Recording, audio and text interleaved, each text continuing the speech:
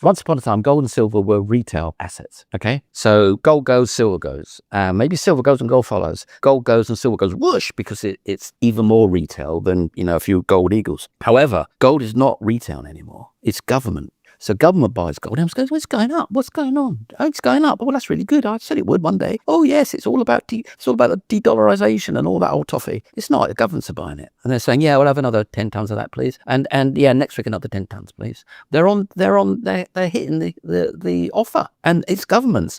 Gold is for war, Bitcoin is for flight, says Clem Chambers, capturing the stark divide he sees in how wealth will be preserved and moved in the years ahead. In his view, gold's role becomes most critical when global conflict and systemic disruption threaten to unravel established financial systems. Central banks, he argues, are already positioning for this reality, offloading U.S. Treasuries while accumulating gold reserves at a pace not witnessed in decades. To Chambers, these moves are a quiet admission by governments that the pillars of the current monetary order are weakening. He describes gold as the ultimate currency in war, not because of its growth potential alone, but because it is universally recognized, historically trusted, and cannot be erased by sanctions or digital switches. For centuries, gold has served as the bedrock of financial survival during geopolitical upheaval, and Chambers sees today's accumulation trends as proof that nations expect turbulence ahead. While the public debates inflation or interest rates, policymakers are quietly preparing for a world where gold becomes indispensable once again.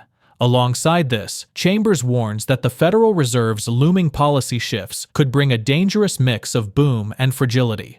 Rate cuts and renewed money creation may initially ignite growth, inflating asset markets and driving a new wave of speculative enthusiasm. But this cycle, he argues, comes at a steep cost. Every dollar printed adds more stress to a system already bloated with debt. The result is not stability, but the amplification of both opportunity and risk. Before we continue to discuss this, please subscribe to our channel and activate the bell icon for timely updates, and enjoy the video. Once upon a time, gold and silver were retail assets, okay? So gold goes, silver goes. Maybe silver goes and gold follows. Gold goes and silver goes whoosh because it's even more retail than, a few gold eagles. However, gold is not retail anymore. It's government. So government buys gold and goes, well, it's going up. What's going on? Oh, it's going up. Well, that's really good. I said it would one day. Oh, yes, it's all about the de-dollarization and all that old toffee. It's not. The governments are buying it. And they're saying, yeah, we'll have another 10 tons of that, please. And yeah, next week another 10 tons, please. They're hitting the offer. And it's governments. So all the retail people are looking at it and going, well, silver should go, shouldn't it? No, it's not going. Oh, why is that then? Well, because it's not retail buying it. And then retail goes and everyone else goes, well, if gold's going that way, silver's going that way, and then it goes, and then everybody piles on, up it goes. And so we're in that aftershock. Gold has gone up, and it's now pulling silver along with it. And there's also platinum and palladium, of course. I mean, I just bought a truck of silver today, a truckload of it. Yeah. I mean, not a literal truck, yeah, but you probably need one. And because it's going a long way as well. And it took me a long time to look to silver. Yeah. Because I've been looking at platinum and palladium, which has done really, really well. But the chart, the technicals on silver are quite interesting.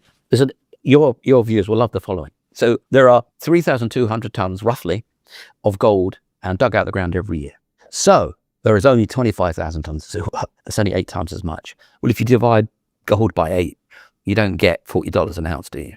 Yeah. So that's only 25,000 tons, and this stuff's only $40. And platinum and palladium, which is the one that I keep checking this number up because it's ridiculous. 200 tons a year of platinum is mine. 200 tons. You probably fit it on this desk. That's it. With grenades getting thrown into bunkers, that will support Bitcoin. If that stops, Bitcoin will just go poof, will fall like a rock. So this gold is for war, i.e. you prepare to be able to have a war by having gold and by buying gold and laying gold in and building up gold reserves. Bitcoin is for flight. So if suddenly you have to leave the country really quickly, Daniela, but you've really got to go in the next 2 weeks, where would you put all your money? You put it in Bitcoin, wouldn't you? And in situations where whole countries, all the rich people might want to head for the airport, that's when Bitcoin runs. So when you see the bombs about to fall in Iran, who produce 25% of the Bitcoin, by the way, they mine 25% of the new Bitcoin in Iran. That makes me not a fan of it right there.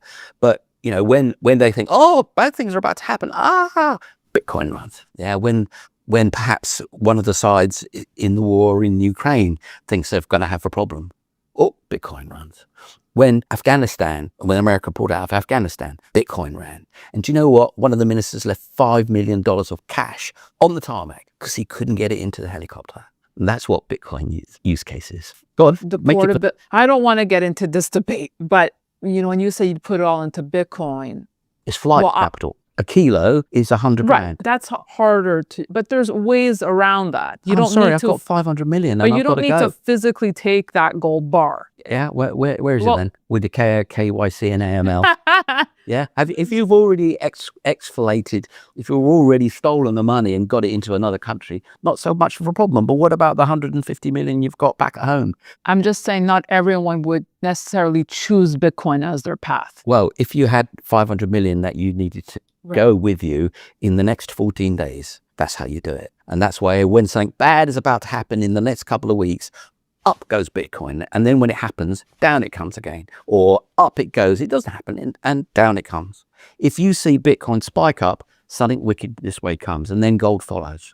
Time and time again, you can see it in the chart. You can just get your news out and write it have the gold and Bitcoin chart running together and go, this happened here. Oh, let's go back 2 weeks when everybody in the know knows. They can both run up. We've seen it both run up at the same time. Sure, because they're connected. One is for war, one is for flight. Well, if you want to run away from war, but you go Bitcoin, and then the gold goes up because the warish thing happens. It's a great way, because actually another way to use that is to go, oh, wow, Bitcoin and gold are really, really running. I think I'm going to buy, Boeing. I think I'm going to buy Grumman. I think I'm going to buy, somebody who makes missiles. So, one is an indicator of the other. Bitcoin is the early warning. That's the canary in the coal mine that might be teetering over. Then gold runs. So Bitcoin is for flight. Flight comes first.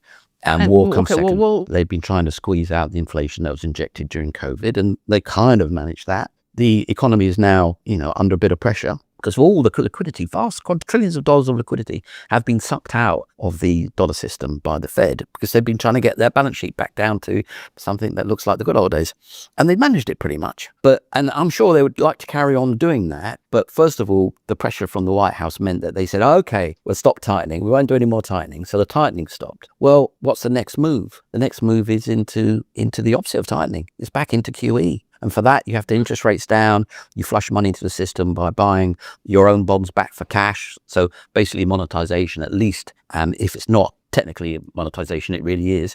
Because if you look at the Trump strategy, it's about growth. You can't shrink your way out of this problem. You've got to grow your way out of this problem. Well, you can't grow your way out of the problem unless you've got a decent amount of inflation and you're printing money. I mean, one can choose the pejorative words, way worse, or you could say way more. If, for example, AI is the thing, if America building back its industrial base and manufacturing base is really going to work, then that would make sense. Because there was a time when there was a shortage of money out there, in my opinion. And that's why one of the reasons crypto exploded, because there wasn't enough money. And so when somebody said, oh, I've got this way of making private sector money, the world went, yes, and it exploded. Because the central banks were so scared of inflation, had such a mindset about inflation, we don't want any of it anywhere near, that they hadn't supplied enough money for economic growth. Now, if you have the right amount, you don't get much inflation.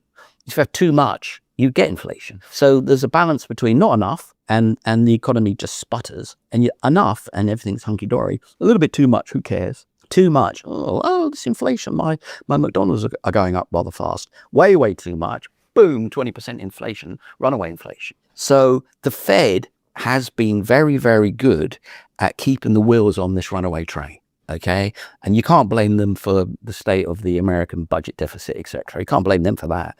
But you can say, well, what a trick to keep this train on the tracks. But now you've got the political level exerting this pressure on them to do what they're told. Because remember, the whole point of them being independent was you can't trust politicians not to blow up your economy to get elected in 2 years' time or 1 year's time. It's the South American problem, right? The Argentinian politicians say, you will print that money and you will give it to my mates because I'd want to get elected in 2 years' time. Oh, look at our inflation rates, 25% now. Oh, look at our bonds. Nobody wants them. So you have a independent central bank. So when the latest, presidente shows up and says, print money and give it to my mates or to my supporters, the central bank goes, no, I'm telling you, I'm going to sack you. Well, you can't sack me. I'm independent. They passed a law saying you can't do that. The independence of central banks, the reason that it's like that is to stop politicians making them do stuff that is bad in the long run, but good in the short run for them. And now we've got a situation in the US where the political level is trying to strong arm the Fed. And that is a very, very, very, very dangerous place. In this changing landscape, Bitcoin stands apart as a tool of individual empowerment. Unlike gold, which is largely the domain of governments, institutions, and central banks, Bitcoin offers ordinary people a way to preserve wealth outside traditional systems. Its ability to move instantly across borders, immune to capital controls and government seizure, makes it a lifeline in times of financial repression or authoritarian crackdowns. In Chambers' framework, gold is the fortress for nations, while Bitcoin is the flight path for citizens, together forming a two-pillar strategy for navigating systemic breakdown. He warns that financial markets are no longer operating in shades of gray, but in binary extremes. Either stimulus and money printing will deliver a temporary boom, or mounting debt, inflation, and geopolitical instability will push the system into disorder. In both cases, the logic for owning hard assets remains intact. Gold provides the trust and credibility needed when institutions crumble, while Bitcoin provides agility and freedom when systems tighten their grip. The combination, he argues, gives investors balance in an era defined by volatility and risk. Let's get back to the interview. We are probably in for the biggest economic boom of all time, and that's going to come from AI.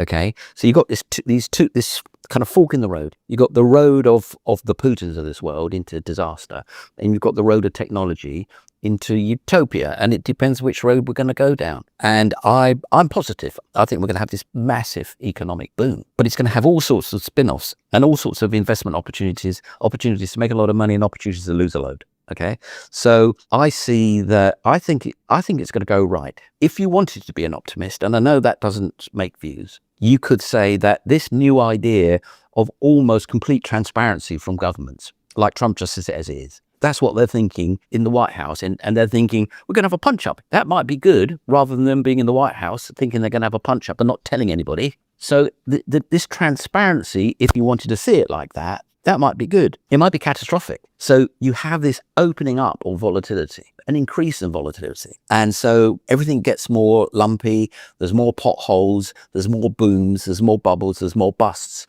coming up, rather than before where they might have been more spread out. So you saw, we would have had a crash this year, right? Trump came out with a tariff, market crashed. I don't know who in the American government came out and bailed it out, but they did. So you've had this crash, this amazing recovery. And that's the sort of market action you're going to get going forward. Lots of very big moves, which is, for some people, is a nightmare, and for other people is a dream, right? You've said the dollar's reserve status may be America's biggest liability. Well, what's the purpose of it? The purpose of it is to fund the American government's runaway spending.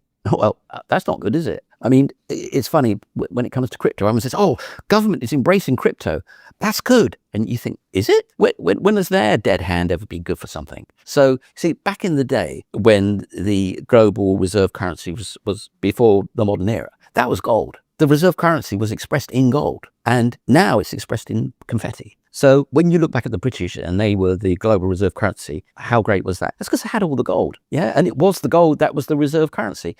Before there was the French. It's because they had all the gold before they had a revolution and killed everybody. So being a reserve currency used to be about being the country with all the gold, which America was in the 40s and 50s. So to look at the actual confetti machine and say it's good to have the ability to print money and give it to the world and go on a bender, that's not good. And that's exactly what America's done. It's gone on a bender and it's heading towards being broke, or at least economically damaged by that. So the ability to stuff your confetti onto other people flows back on you. If it's gold, it's different. But if it's confetti, and they can take your confetti and give you their plastic junk and then come back and buy your real estate and your farmland, that's not a good thing.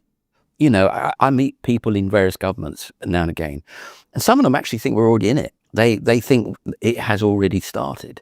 And that's really, really just awful. But it's up to us to look after ourselves by looking after our finances. And, if you think at gold, its purpose, its main use case is as currency in war, you realize that governments are going to be buying it and keep buying it and keep buying it. And they are. There was an article about 4 months ago. See, this is an idea. It's a concept, and you check it against what happens. So I go, God, gold is for war. Of course it is. That's why governments stack it up. And then you hear Poland going, look at this gold bar. We bought more gold bars. And you go, oh no, that fits my premise. I don't want there to be World War III. But the premise is, if we're heading towards a conflict, even if tensions ever increasing, then the price of gold will go up because every government has to buy it and keep buying it and keep buying it. As tension goes that way, their gold reserves have to go that way. Looking toward the future, the price trajectory for both gold and Bitcoin appears set for dramatic revaluation, though through very different pathways. Gold, with its deep historical role as the ultimate reserve, is likely to see a steady repricing as central banks continue to hoard and de-dollarization accelerates. Each geopolitical flare-up, monetary easing cycle, or debt crisis will serve as fresh fuel for demand, slowly but decisively ratcheting prices higher. In a world edging toward conflict and distrust in fiat, gold's scarcity and universal recognition could see it reach levels that once seemed unimaginable. Bitcoin, on the other hand, holds the potential for explosive, asymmetric moves. Unlike gold, its supply is fixed, its adoption curve is still in its early stages, and its ability to leap borders gives it an agility no traditional asset can match. This means future price action may be punctuated by sudden surges as liquidity floods in during moments of financial repression, while corrections will remain a feature of its volatile nature. The longer-term arc points toward far higher valuations as institutional acceptance deepens and younger generations embrace it as their chosen store of value. The most compelling prediction is not whether gold or Bitcoin will rise, but how they will move together to redefine the financial order. Gold will likely march upward as the foundation asset for states and institutions, while Bitcoin spikes higher as the lifeboat for individuals. Their parallel ascents could signal a historic redistribution of wealth, where both traditional and digital hard assets anchor a new financial era. For those watching closely, the writing on the wall is clear. The world is shifting toward a dual refuge system, and prices are set to reflect that reality with seismic force. Share your thoughts on their analysis in the comment section below. If you find this video informative, please support and turn on notifications to stay informed about our latest videos. See you in the following video. Thanks for watching.